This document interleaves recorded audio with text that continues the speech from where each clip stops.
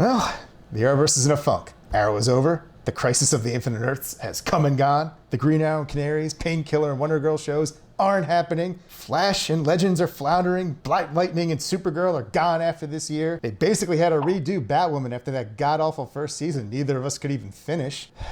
What, if anything, can even pull the Arrowverse out of this funk?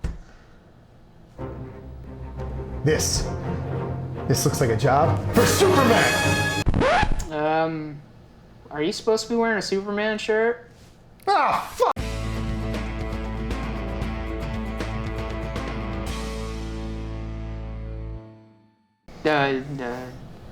Hey everybody, welcome to the Out of Touch podcast. We're doing this again. I'm Chris and that's Bill, and today we're talking about Superman and Lois, the, I guess, update to Lois and Clark from the 90s. Sure, let's go with that. I mean, that show ended with them getting a kid, right? Yeah, so continuation? Sure. Possibly? Definitely. Absolutely. Except, like, way better. Well, or just as good. Different. It's its own thing. Yeah.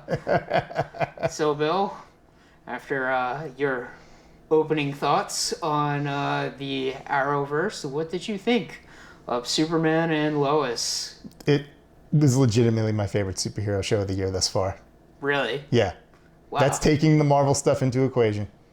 Yeah, I guess The Boys hasn't come out yet this year, and There's still some stuff, you know. Stargirl only just started. Titans just started. yeah. Doom Patrol's coming up, and I mean, well, it's definitely not going to be Hawkeye.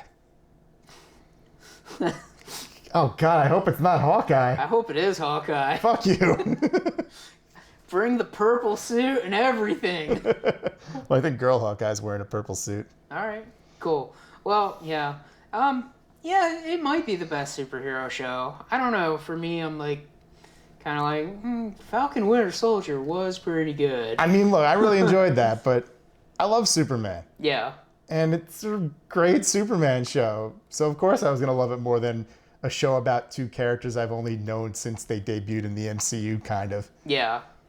Yeah, it's weird that they're like, hey, let's do a Superman TV show, and let's do it on, like, based on the comics everybody liked, which we have here, and... Loosely, yeah. Yeah, and then they stopped those comics because reasons, and now they're doing kind of like an adaptation of the comics in a weird way.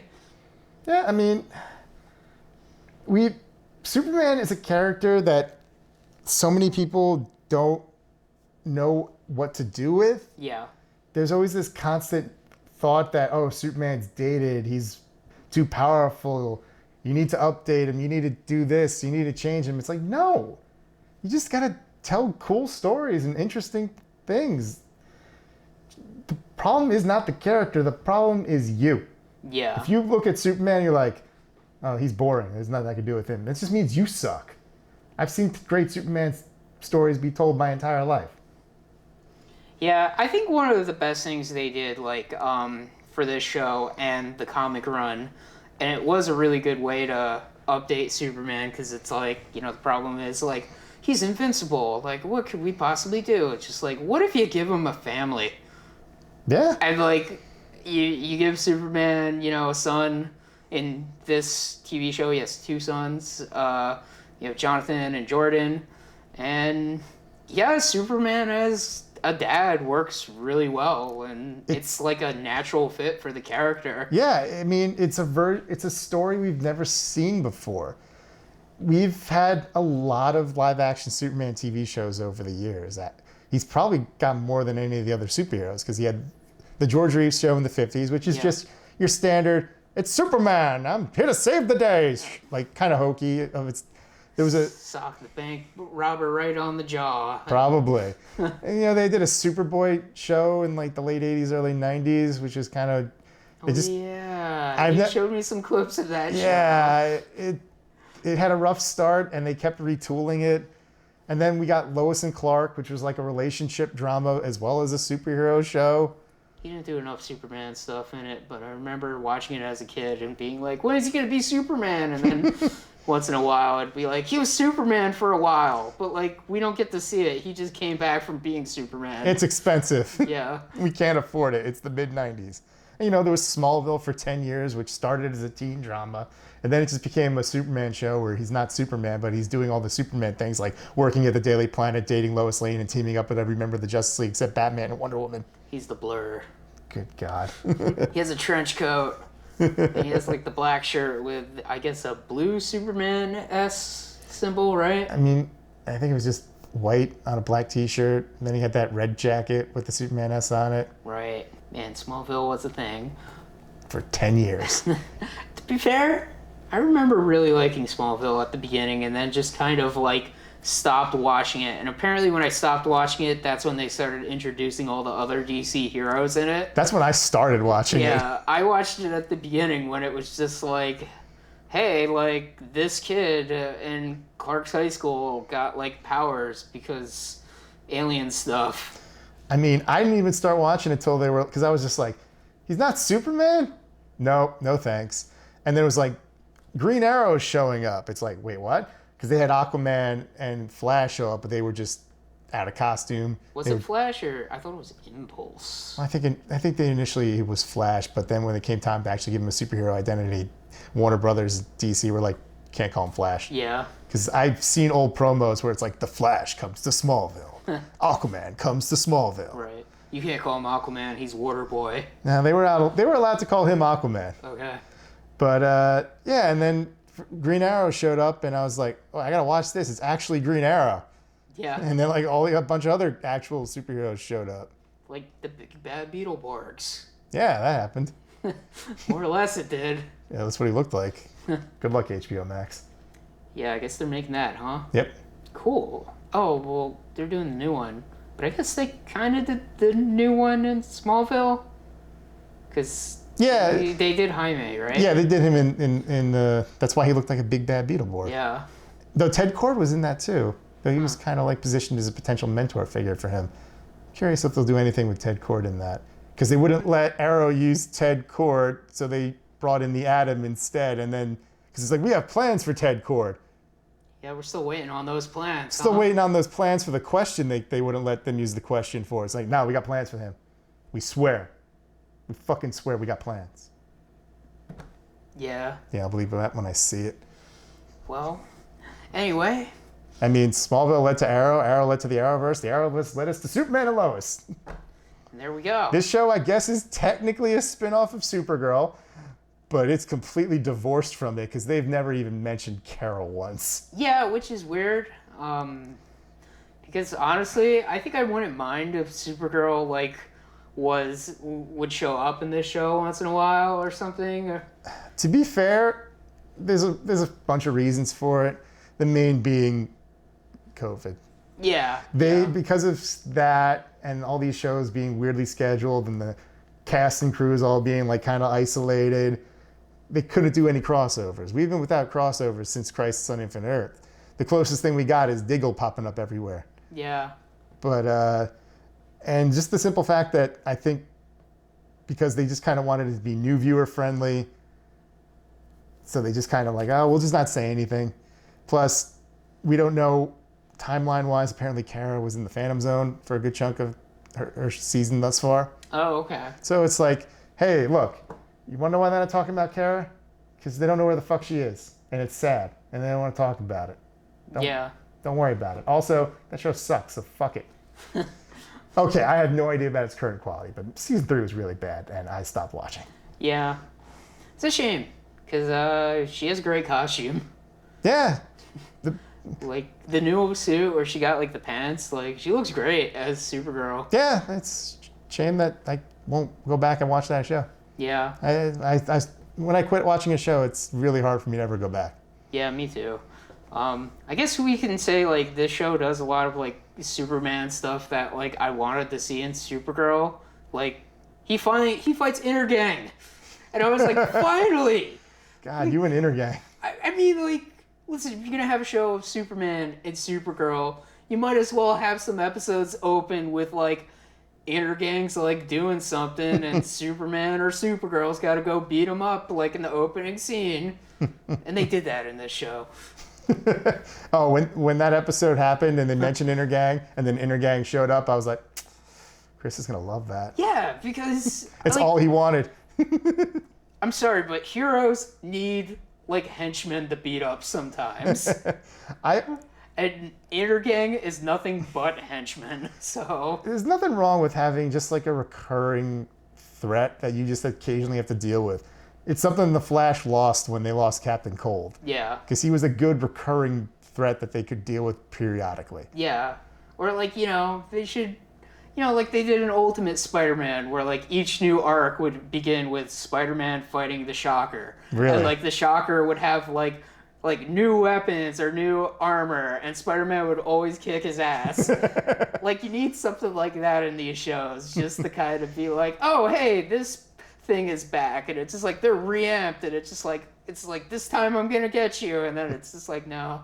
The basic premise of this show, we have Superman and Lois Lane, who are parents now in the post-crisis world. Yeah. They have 2 teenage sons, Jonathan and Jordan. Circumstances result in them deciding to move to Smallville, namely partially the death of Ma Kent. Yeah. With Pa Kent having passed away many years earlier. And I guess Jordan has social anxiety or something. Yeah, right? he's got some anxiety problems. Yeah. And they just decide that they needed a fresh start, especially when they realize, oh shit, Jordan's got superpowers. Yeah. Bad thing to have in a city. Yeah, definitely. It's less of a problem if his eye lasers kick in and he's on a farm. Yeah. than if he's in Midtown Metropolis.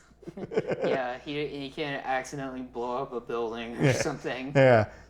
Clark isn't going to care if the barn gets torched. It's his barn. You don't have to worry about it. Yeah. But he doesn't have to explain anything to anybody, but shit, if the Dunkin' Donuts on the corner or the Mini Mart get incinerated, people are going to start asking questions. Lots of open space in Kansas where he can practice his powers without being seen by like a security camera in front of a bodega or like an alley or something. Or an ATM. Yeah. But yeah, it makes sense for them to go to Smallville, but then it seems like things are happening in Smallville. Well, the Smallville in this series in the present day is struggling, like many Midwestern American small towns. Yeah. And a rich man by the name of Morgan Edge is like, I can help you if you let me dig in your minds. I'm here to help. Absolutely.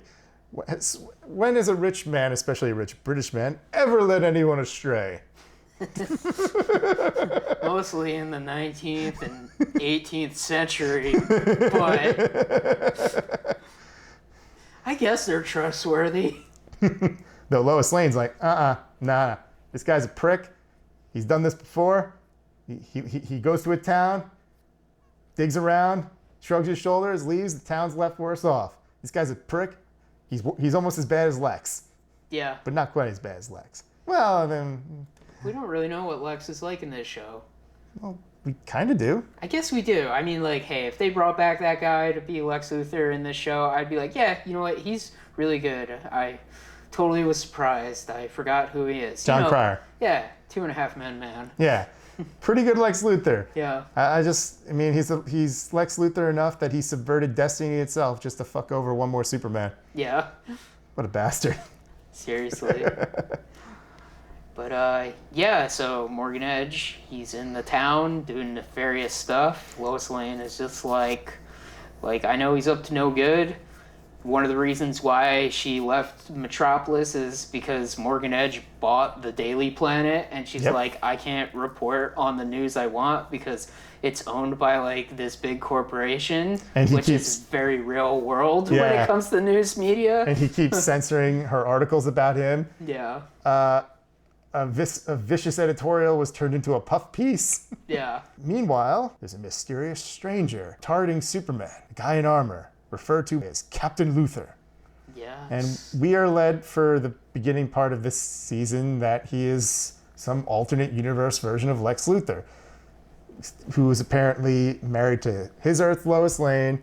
His Earth Superman went nuts and killed everybody. And he's like, shit, it'll happen here too. I got to kill Superman. Right. Now, early on, I was like, oh, so it's like Alexander Luthor or whatever from like Earth 2 or Earth 3 or wherever the fuck That's he's what I from. was thinking too. He was maybe Alexander Luthor. Because they kept first. only saying Captain Luthor. So I was like, oh, they're going to say like, so you're Lex Luthor. It's like, whoa, I go by Alex or Alexander. Yeah. But I'm ashamed of myself because the episode was called Man of Steel, where we find out that he is actually, in fact, John Henry Irons. Yeah. They freaking spelled it out and I didn't see it coming. And it's pretty cool because it's one of those characters that even, I think it's Supergirl, like, I think I once said, like, hey, you think they're going to do Steel in Supergirl? Because, like, they can do everything but, like, well, they could do everything in Supergirl. They even did Superman. Yeah, they let him do Superman. That's how we got this show. Yeah. They were less restrictive compared to like anything adjacent to Batman. Yeah. They did just about everything. Like every Superman character or villain has been showing up on some TV show. Even Krypton got to do Brainiac and Doomsday. Yeah. And Zod. Yeah, with Green Lantern's dad, or stepdad, being Zod. Green Arrow. Oh, that's right, Green Arrow. I said Green Lantern, didn't I? Yes, you did. My mind. But, yeah.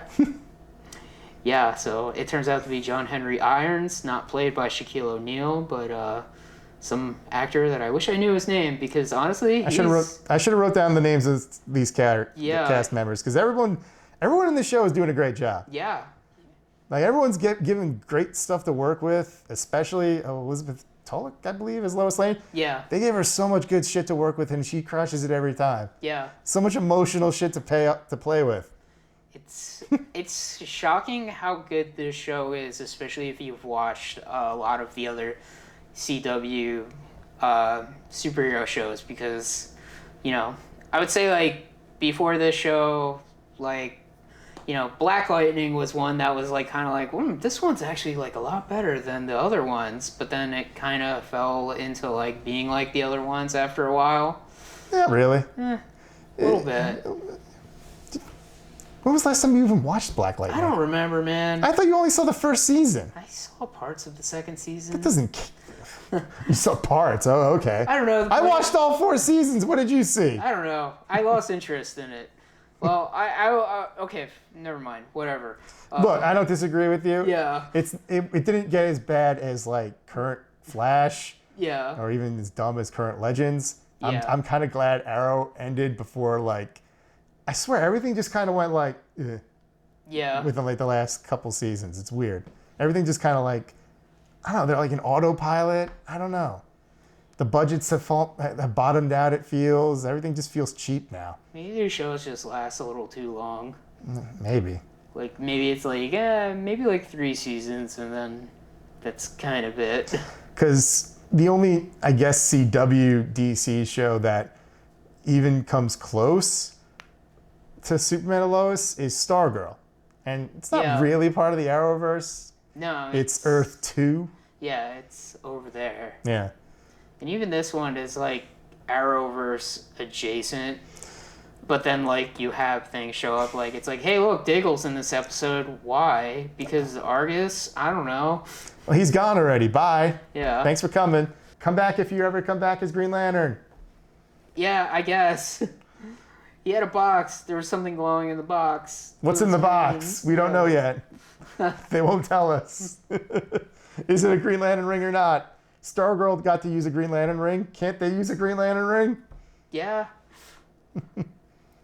Yeah, it is like way better than the other CW shows, and it's just like it just feels very different. Well, they've definitely, from what I understand, they deliberately take longer for each episode, which is good because they can take their time, get better shots. Yeah. They've deliberately shoot it differently. It's less bright, even lighting than like a lot of the other ones have now. It's more. It looks more cinematic. The special effects are largely much better. Yeah. I'll say in some ways like there are episodes of the show where like they just don't really even like have that much Superman stuff in it. Just a little bit, just to be like, yeah, Superman show. Yeah, but they like save it for like bigger set pieces, which is I'm fine with. Yeah.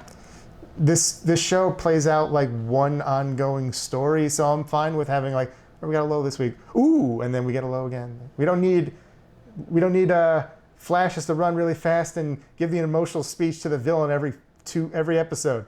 Yeah, I guess that's the thing. This show is more in line with like a Netflix type of series, or an HBO series where it's just like they're telling one continuous story. Where I guess like a lot of the other CW shows are, this villain showed up, we're gonna beat him up, and then we're gonna find like one clue about like the overarching story at the end. And they're all in weird places right now. I could go off. I mean, like Flash is doing like mini arcs, and good God, have they varied quality wise. Lightsabers. Like I said, that arc actually started out kind of decent. But then lightsabers. Show some lightsaber Flash footage with like techno music.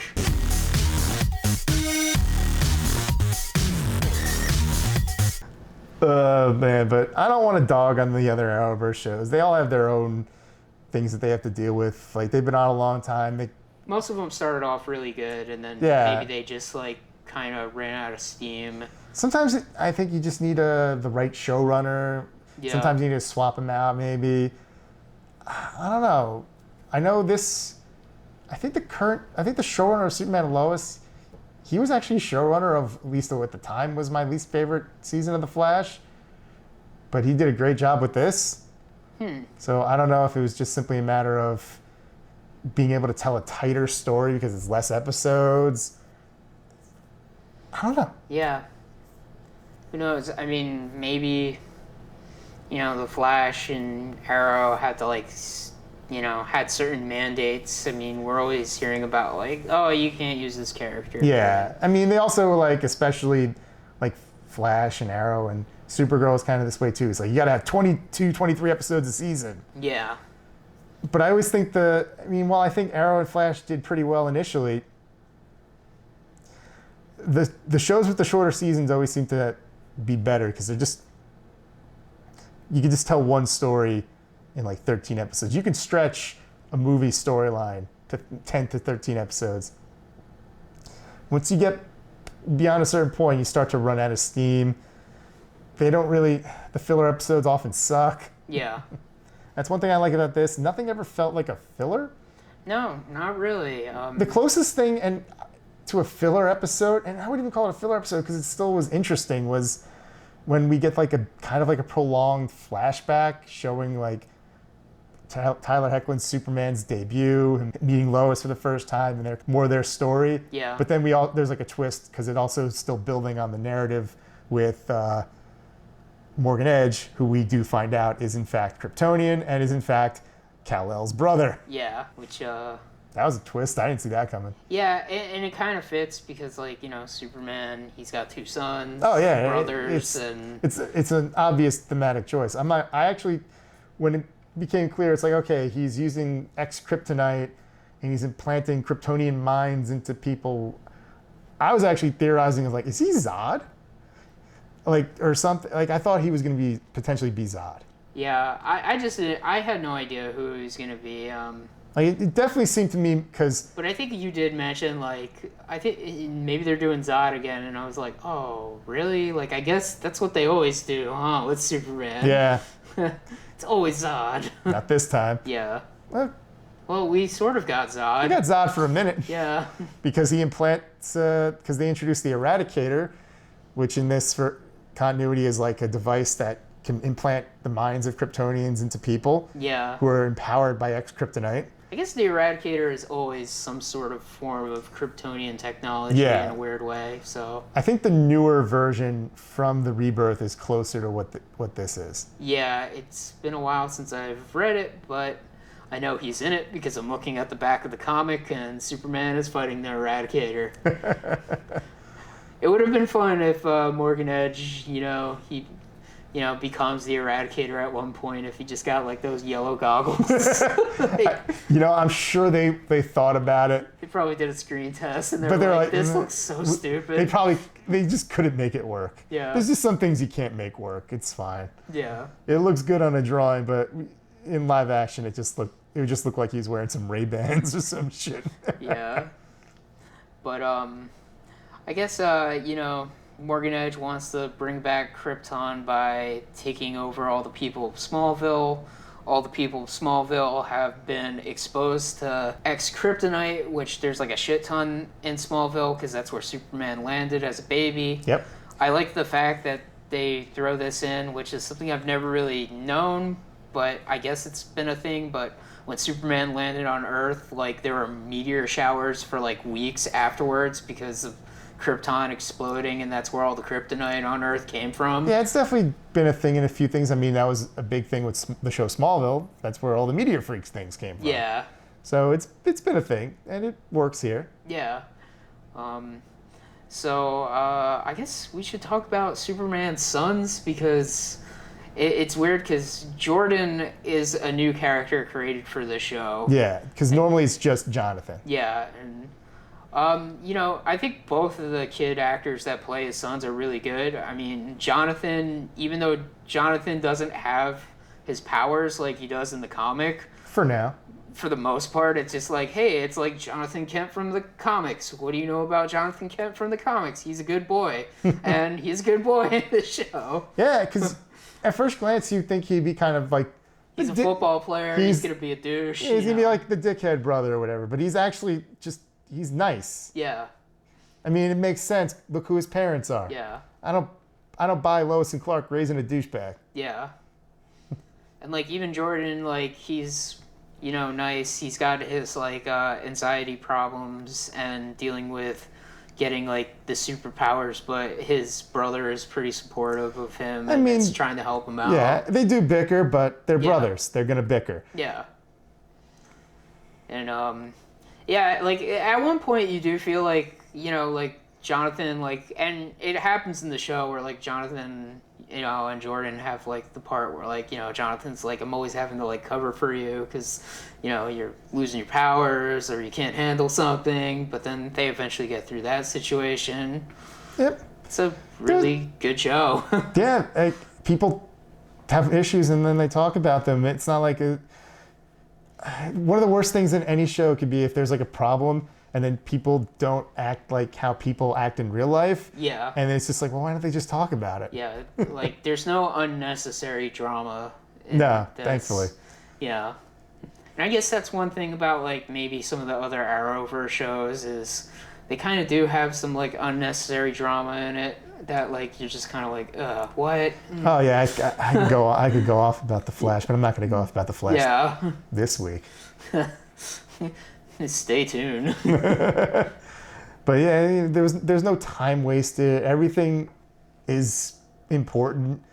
Like you don't feel like when we go and spend some time with Lana Lang and her family that it's like time wasted because they are part of Smallville and Smallville is just as important part of the show as anything else. Yeah.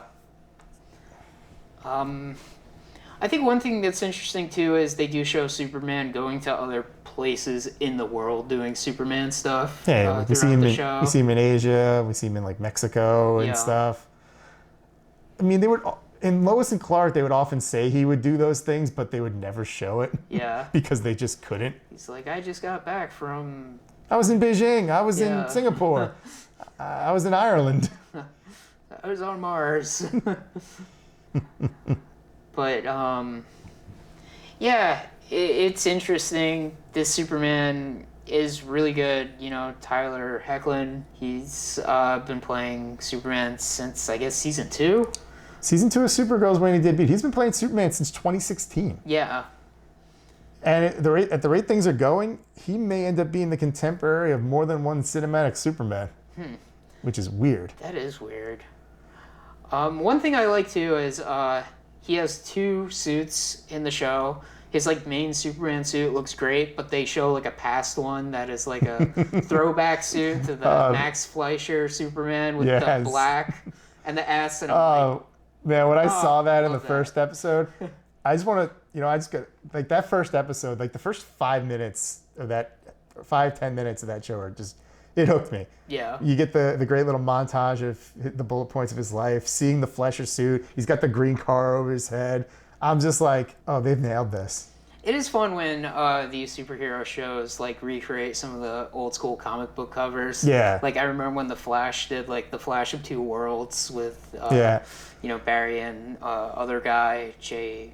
It was fake Jay Garrett. It was fake Jay Garrett, but they Yeah. still did it. And they did a recreation of the Crisis on Infinite Earths cover with Superman holding Supergirl. Just as someone who loves Superman, just having a really good Superman thing, whether it's a movie or a show, Yeah. I'm just happy. I just watched this show and I'm like, oh, this is great. I love this. This is Superman. It's Superman. Yeah. And, just to kind of zoom through the show, because, like, we can, like, end up, like, recapping the whole show, but, like, it's like, It's like 15 episodes. That's a lot to recap. Yeah, like, just talk about some of the characters that, like, are obvious, like, Superman and John Henry Irons eventually, punch for a bit and then become friends. Yep. And, those two guys have a really good dynamic. Yeah.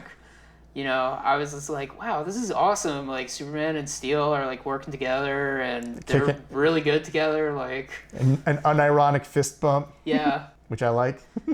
Yeah, like, the Steel suit is interesting because it kind of looks like like Doomslayer from the Doom game a little bit. Especially the first version, which had, like, darker color to it. Yeah. I think the brighter one looks a little better. I think it does look better without the helmet, but, he's fighting Kryptonians. He kind of needs the helmet. He needs the helmet. Plus, he's, like, flying super fast. Yeah. It's like, how are you going to keep your eyes open? Nah, the hammer's great. Yeah. I like how he explains it when he first uses it on Superman. It's pretty cool. It's interesting that, like, he seems to be as durable, like, as Superman and almost as fast, or at least fast enough to, like, keep up to a certain extent where he can, like, go all over the place. He's got, like, a sassy AI that is... To be fair, he did make that initial suit to fight Superman. Yeah. So it had to be those things. And he built the suit, or was the suit, like, something he found that, like, Lex Luthor started building? I think I think him and his daughter, I think it was repurposed LexCorp technology that they kind of, like, amplified. Yeah. But he's a builder. He knows how to. He's an electronics expert. Yeah, he's supposed to be, like, smart. Yeah. And I forgot exactly what he is in the comics, but I think he is, like, a former LexCorp scientist usually. Yeah. And then he's just like, fuck this noise. And then in the comics, Superman died. He's like, all right, I'll be Superman. Yeah, he knows his way Hammer around time. experimental technology. Absolutely. And he builds a hammer because why the fuck not? Yeah. Well, also his name is John Henry. Yeah. I do wonder, like, we know he's going to be back in season 2, and I do wonder if they're going to alter the suit to get the Superman S on it eventually. I feel like they will. If only because there's almost like a familial connection between him and the Kents in this. Yeah. Because it's just like, he was married to his Earth's Lois Lane. His daughter has now come to this main Earth. Yeah. Who's biologically speaking the daughter of Lois Lane, but not our Lois Lane, but it's like the same person. Technically Jonathan and Jordan's sister. Essentially. Yeah. I mean, there was even that kind of nice little moment because Jonathan Kent's a nice boy. When he sees video of her, he refers to her as sis. Yeah. He's like, oh, you seem cool, sis. Because it's like, yeah, kind of. So it's like there's this, they're almost like family. And what better way to emphasize that than by, like, when John's not looking, slap the S on that suit and be like, what do you think? Yeah. I do think that suit might look a little better, but I don't know if it would look too evil if they changed the visor color to red instead of black. It might look a little evil. Yeah, that's what I was thinking, but, like, I think it would look cool. But, who knows where they're going to go with this show. Part of me is a little afraid that season 2 is going to be like, we stopped Morgan Edge in our reality, but we need to go to the other reality and stop Morgan Edge again. I know. Probably not. Honestly, I think you could just write away all that with a line of dialogue. But like, hey, that thing you used on Superman, Dad? It worked. Yeah, but wasn't there, like, a bunch of other Kryptonians on his Earth, too? Who cares? That place is gone. Yeah, they incinerated the Earth. It's over. Yeah. I don't know. Who knows? Maybe they'll have like a new character. I've seen Tyler Hoechlin fight Superman more than once already. Yeah. I guess maybe third time's the charm. Maybe. I mean, we've already seen him fight himself in a black suit. We don't need it again. Yeah. I mean, I'd like to see some of the other, like, wider array of Superman villains. I want Brainiac. Yeah. You let Krypton do Brainiac. You know what? You don't even need to make a new suit. Just steal the suit from the Warner Brothers archives and use the Brainiac suit from Krypton. Bring back that guy. It's fine. He was great. And just do Brainiac. This is the part of the show where we make demands at WB. It's like Brainiac, Manchester Black. That could be season 3. Parasite. Why not? Yeah, I don't know. I just want Brainiac to fight Superman in live action. And I want it to be a Superman I like. And I like this Superman a lot. Yeah. He's just gotten better at it. Yeah. Sometimes Superman actors, they just become more Superman-like. Like, Brandon Routh looks better as Superman than he did back in 2006. Yeah. Like, looked at pictures of Tyler Hoechlin from, like, when he first debuted in Supergirl compared to how he looks now, and I'm like, has his jaw gotten more square? What happened there? He looks great. I mean, I know he's even more, like, jacked now. Yeah. To be fair, he is jacked, but, like... The suit is slightly padded. Yeah. But I'm talking about, like, in real life. Yeah. That's probably how you get the square jaw. You gotta get jacked for that. Yeah, and there's special mouth exercises you can do, actually, to, like, make your face all, like, chiseled, actually. It's like this weird thing. I don't know if you've ever seen it. No. Like, there's this commercial on YouTube. Boy, this is a tangent, but, like, it's like this thing you put in your mouth that you, like, do, like, a motion, and apparently it firms up your face.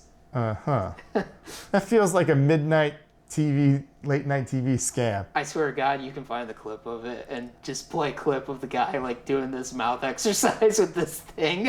I don't think I want to. I thought about getting it once as, like, a fabulous prize for somebody. Oh my God. But, yeah, that aside, you know, yeah, he looks great as Superman, you know, he's jacked, he's not overly jacked. Like, I think sometimes Henry Cavill, like, and maybe it's because that suit is also padded. And Yeah, like, it is. He looks like he's, like, too big that, like, he can't, like, move, but... I feel that more about, like, the Ben Affleck Batman That's true, yes. than I do, like, Henry Cavill Superman. He still looks like he can move. Yeah. Every time I see like Batman is just like... he doesn't look like he can move. Yeah. And it's crazy because it's just like... This guy's supposed to be a ninja? He's just like ninja landing and he just like crashes through the floor. He's just like smoke bomb and then like he just like stomps around. I mean, I guess it does help. He just like one punches guys. They go like flying across the room. But yeah, Superman and Lois. Probably the best DC show right now. Yeah, I think so. It's the top contender. Depending on how Stargirl season 2 goes, I'll probably be in like a nice second place. I've only seen episode 1, but so far pretty strong. Stargirl is like the show that surprised me because Yeah, me too. you're like no, you should watch it, and I'm like I don't know. I'm like, dude, it's actually really good. Yeah, and then like I finally like watched it and ended up watching like all the episodes in like 2 weeks, and I was like, wow, this show is like really good. Yeah, it was like the nice little surprise. If I wasn't subscribed to DC Universe, I probably wouldn't have watched it necessarily right away. But I was like, well, I'm paying for this. I may as well at least give it a watch. And it was great. Yeah. And so far, so good with season 2. Yep. Yeah, Titans has shown remarkable improvement. I mean, it's still the Nightwing show, but that doesn't bother me. There we go. Yeah. And, well, you know, there's Flash and Legends And the rest. Yeah. And Doom Patrol somewhere up in the middle. Yeah. It's too weird for me to say it's the best. It's like, it's really cool, but I can't recommend it to anybody because it's fucking insane. Yeah. I've got to watch the season 2 of Doom Patrol. I mean, I don't think anything gets as fucked up as the giant rat and the giant cockroach making out. Oh, yeah. But season 2 does have sex ghosts. Wow. Yeah, I gotta They're watch. just ghosts having sex. I gotta watch more of that show. It's so crazy. It's batshit insane. Yeah, it's weird. You know, DC's got like stuff like Suicide Squad and Doom Patrol that are just like so weird and out there, and then they have the more like, I guess, contemporary stuff that's like for everybody. Like this Superman show is like really good, and then, you know, the other CW shows that have been on like forever. Yeah. But, you know, it's weird. They're a very different flavor than Marvel now. Like, it's sort of like Marvel is almost like, I think a lot of their stuff is still really good, but I can see the complaint of like a lot of their stuff almost feels like, and maybe it's not the case yet, but like you can kind of feel like, oh, it's like off an assembly line of Disney. Like they all have like the same similar feel, and which I'm 100% fine with that feel right now. I don't think any of their stuff has been like straight up bad yet. So, but They've had bad stuff in it. Like Loki falling in love with a version of himself. That's true. I'm not letting it go. Yeah. But it's like the DC stuff is like really all over the place. It's like you have like peaks and valleys with it. I mean, I think honestly, I think I would prefer it that way. Yeah. Because I think the best stuff from DC is as good, if not better, than a lot of Marvel stuff. Yeah. Because, I mean, let's face it. The Dark Knight. Yeah, that's true. Yeah, I don't think Marvel has... I don't know, it's hard to say because, like... I mean, look. The Dark Knight is, like... I know a lot of people, like, have, like, changed thoughts on that movie over the years, but, like, I feel like that is, like, the top-tier superhero movie that, like, all other superhero movies are still kind of trying to live up to. Yeah. And I feel like the only one that, like, got close was Logan, maybe. Yeah. But... yeah, not saying, like, other superhero movies are bad, but, like, I guess, like, that top tier of, like, a movie that is, like, oh, my God, like, this is, like, I mean, let's face insane. it. Marvel Studios isn't giving us a Logan. It's true. I mean, look, you got close with your Infinity War and Endgame, but... I think they've topped everybody when it just comes to the pure spectacle. Sure. Yeah, and, you know... is what it is. Like, I mean, like, that's just simply throwing money at the screen, and they did build up to it, though. yeah, like, they did. They had, like, you know, look, I'm not saying they movies. didn't. I'm not saying they didn't earn it. I'm not disputing that. I'm just saying it's just like I would rather be able to be like, here's this family drama with Superman. Here's this coming of age with Stargirl. Here's the dark and gritty Nightwing show starring the Titans. Here's the Flash fighting with a lightsaber.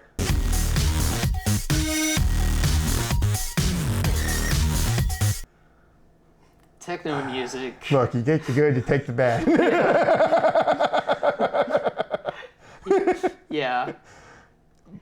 But two different flavors, you know, for sure. Batshit insanity of Doom Patrol. And the best part is, you don't need to pick a side. You can just watch it all. Yeah, that's what I do. Yeah. I mean, I picked a side. My side. There you go.